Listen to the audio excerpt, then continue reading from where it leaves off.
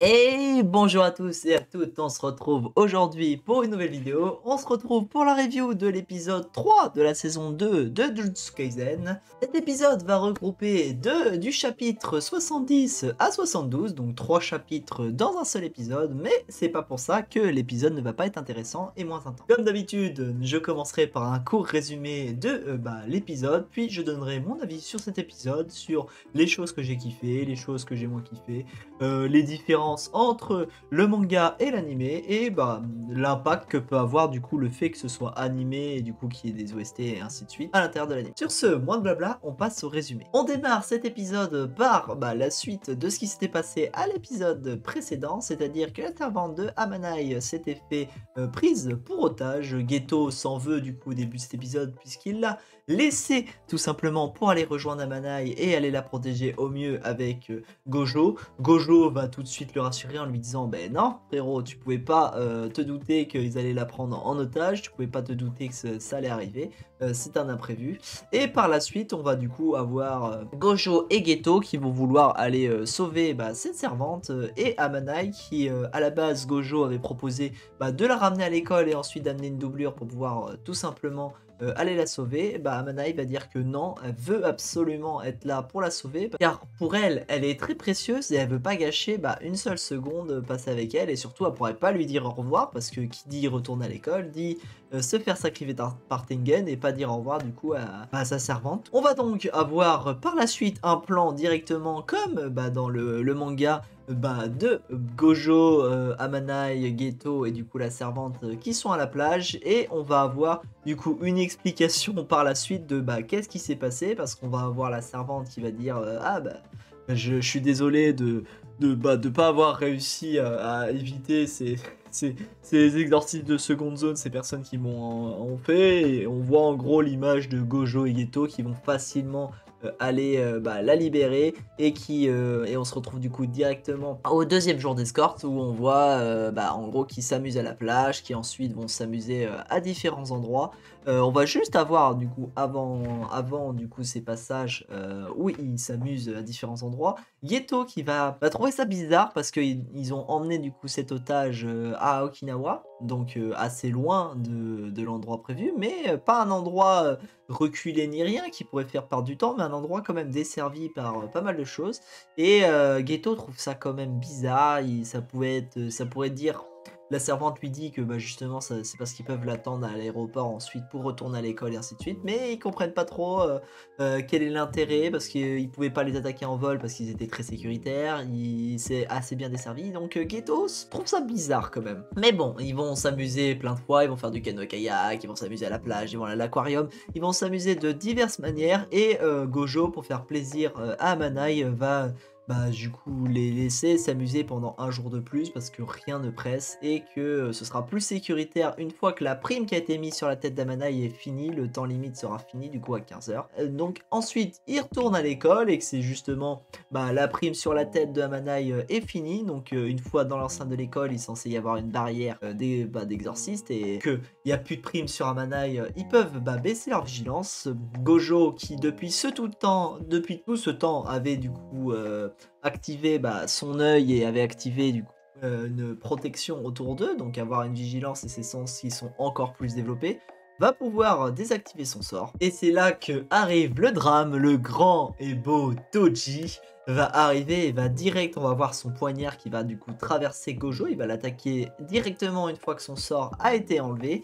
Toji Fushiguro va donc entamer son combat face à Gojo pendant que Gojo va leur dire hey, tu peux me laisser tranquille, je suis quand même Gojo Satoru, je vais m'en débrouiller tranquillement. Et il va dire va Geto, vas-y, va emmener du coup Amanai voir Tengen et faire le sacrifice comme la mission le demande. On va suivre du coup un combat entre Toji et Gojo. Gojo qui trouve quand même bizarre que Toji, déjà de 1, Toji a un fléau avec lui et il ne sait pas d'où il vient. De 2, Toji a une vitesse vraiment très surprenante. Gojo l'avait vraiment sous-estimé et il va vraiment beaucoup trop vite. Du coup, trop vite pour ses yeux. De plus que Gojo va se rendre compte que Toji n'a pas de pouvoir occulte, comme Maki du coup, qu'on peut voir par la suite dans l'œuvre.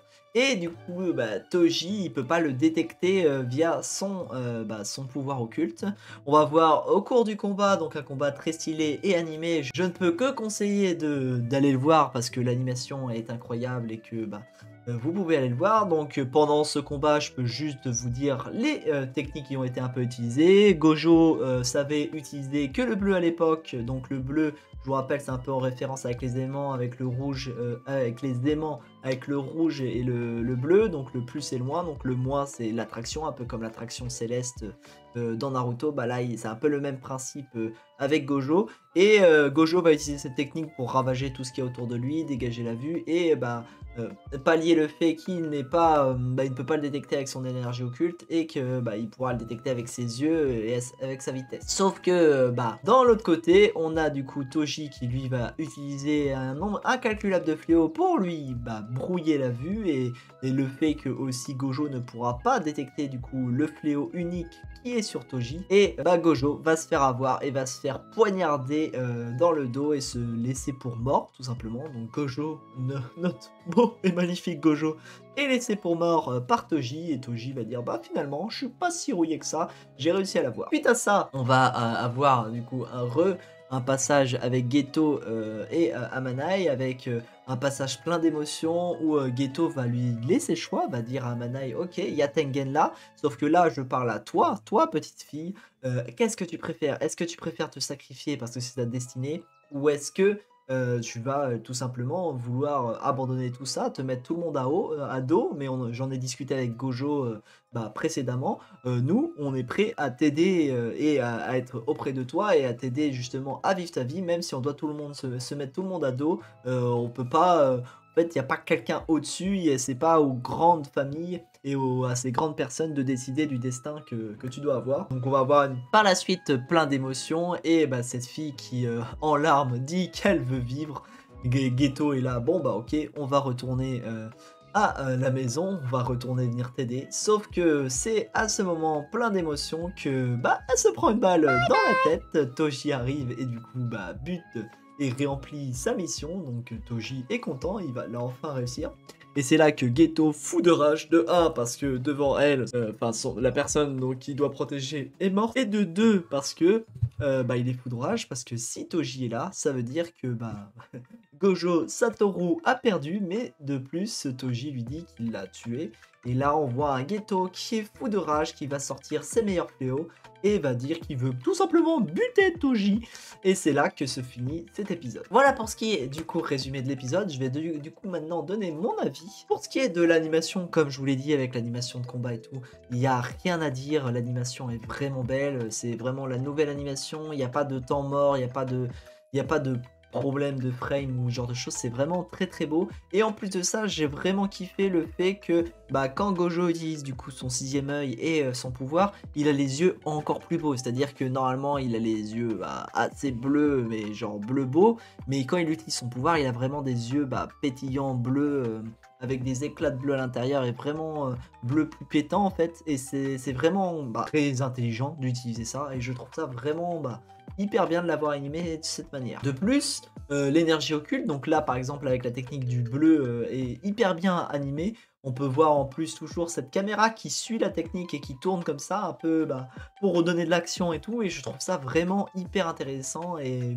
hyper ingénieux d'avoir fait ça de cette façon. Puisqu'on parle de l'animé et du coup pas du manga, on va parler du rajout. Le rajout du fait qu'ils ont ajouté la manière dont ils ont sauvé la servante de Amanai, donc avec ce petit rajout, sachant que dans le manga on avait juste un planning de ce qui s'était passé en fait pendant ces moments de protection, Mais là, on a vraiment en fait ces moments d'escorte et là, on a vraiment en fait, en même temps des explications de ce qui s'est passé par le passé, vraiment des images qui nous permettent de, d'imager ce qui s'est passé, montrer la simplicité à laquelle, ils sont débrouillés, à ce moment-là. Se rajoute donc pour moi hyper intéressant parce qu'il permet, de un d'apporter, quelque chose de visuel et de 2 montrer à quel point, Gojo et Geto sont quand même, ils pètent dans le game et ça apporte je trouve un plus, à l'animé contrairement au manga qui a juste un planning tout court et voilà puis basta. Pour ce qui est des OST, on a eu plein d'OST intéressants mais l'OST que je citerai le plus dans cet épisode et que j'ai beaucoup aimé, c'est l'OST un peu d'émotion qu'on a justement quand Geto et Amanai sont en train de discuter, qui permettent justement d'apporter une émotion, d'aller de plus en plus et de nous faire ressentir vraiment le fait que Amanai veut vivre, hein. C'est vraiment un OST qui nous donne envie de voir, de comprendre la vie et le côté paisible que veut retrouver du coup Amanai. Et ce que je trouve ça hyper en plus intéressant d'avoir utilisé cette OST qui nous a transmis ces émotions, c'est que le fait que cette OST coupe net quand on a le bruit de la balle qui va tuer Amanai sur le coup.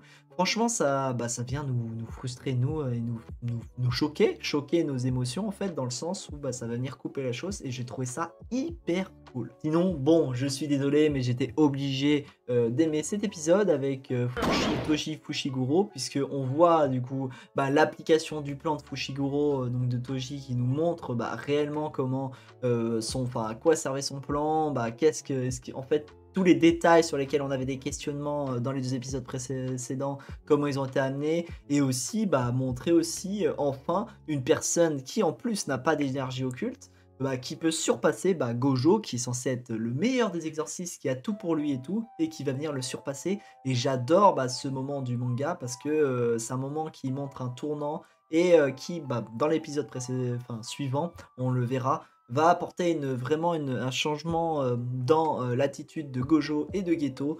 Et Toji Fushiguro est vraiment un personnage de 1 très badass et de 2 qui apporte vraiment beaucoup au sein de cet épisode. Et je suis hyper content que ces épisodes ont été bien animés, qu'il n'y a pas eu de vitesse pris, mais pas non plus de longueur, que vraiment ça a été fait dans les temps et que on ait des moments avec des OST qui viennent choquer. Par exemple, quand ils arrivent, quand je vous ai dit, quand tout à l'heure il y a Amana qui s'est pris une balle dans la tête, ou encore quand Gojo va se faire poignarder. Franchement, c'est des moments qui méritent une focalisation importante et qui doivent choquer. Et là, l'épisode, je trouve, a bien amené ça. Voilà. C'est tout pour ce qui est de l'épisode du coup numéro 3 de la saison 2 de Jujutsu Kaisen.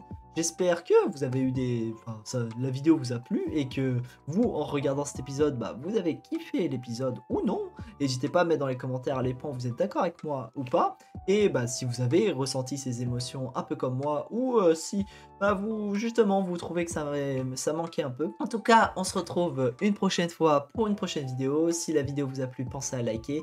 Et n'hésitez pas à mettre dans les commentaires ce que vous voulez pour qu'on puisse discuter, hein, même si vous voulez discuter d'autres choses. Et c'est sur ce, j'arrête de parler. On se retrouve une prochaine fois pour une prochaine vidéo. Tchuss les gens!